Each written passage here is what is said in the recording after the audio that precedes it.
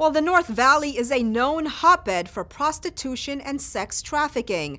But police and city leaders are working to clean up the streets with a new focus on catching the worst offenders and helping the victims. Ana Marcos has more in the first part of a special report, Trafficked Prey.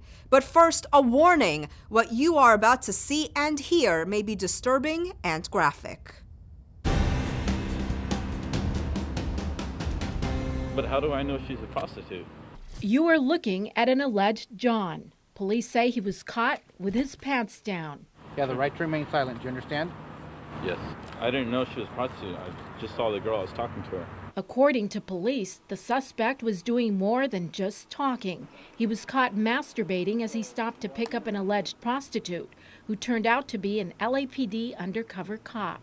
He had his genitalia out. He was masturbating. And you just happen to have your pants down? I don't have my pants down. The area near Lancashire and San Fernando is ground zero in the North Valley for prostitution. And tonight, the Valley's Human Trafficking Task Force launches a sting operation to target the Johns, men looking to pay a prostitute for sex. The LAPD has an undercover cop walking the streets. I mean, yeah, there's times it's scary, but she knows there's people in the shadows that you can't see right now that are her protection. Dr. Stephanie Powell, a former 30-year LAPD veteran in Vice, who now runs Journey Out, a center for survivors of prostitution and human trafficking, takes us through a typical sex transaction in the dark. And then he's going to pull up. You will walk over to the car, and then he'll usually ask you something like, "Are you dating?" So you'll say yes. And then he'll say, "How much for?" The next thing he knows, a police car is now behind him and he's getting arrested. But police are out for much bigger game than just a John caught with his pants down or a prostitute walking the streets. Lieutenant Mark Evans, who runs the Human Trafficking Task Force, says girls walking the streets are often coerced or forced into the life against their will, and many are beaten and abused. In other words, many are victims of sex trafficking. I would say 90%. Basically, every girl that's out here has a pimp.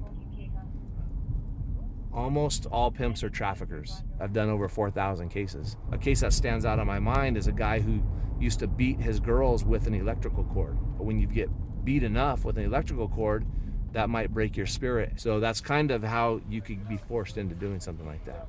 In the year since they created the Human Trafficking Task Force, police in the Valley have switched their focus and turned the tables on the offenders. Where they used to arrest 10 prostitutes to every John, they now arrest 6 Johns to every prostitute. And they're going heavily after the pimps and the traffickers. These guys are very violent. They're gang members. Police are now changing the way they treat the prostitutes. The girls, we look at them as victims. They send them into diversion programs to get them out of the life with services like counseling and job training.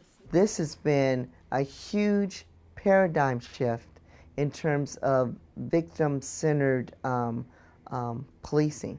Sex and human trafficking have become the third most profitable industry after guns and drugs.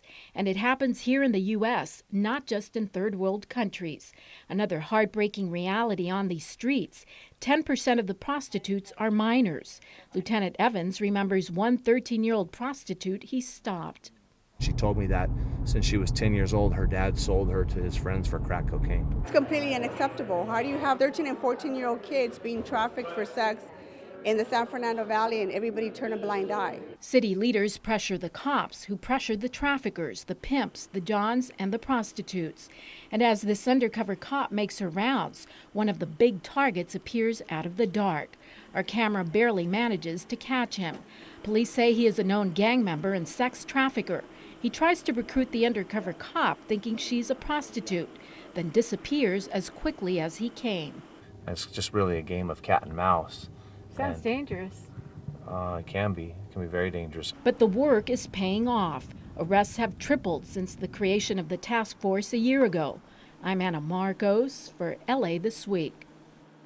And next week, tune in for the second part of our special report as we find out how one victim fell prey to sex trafficking and how she got out.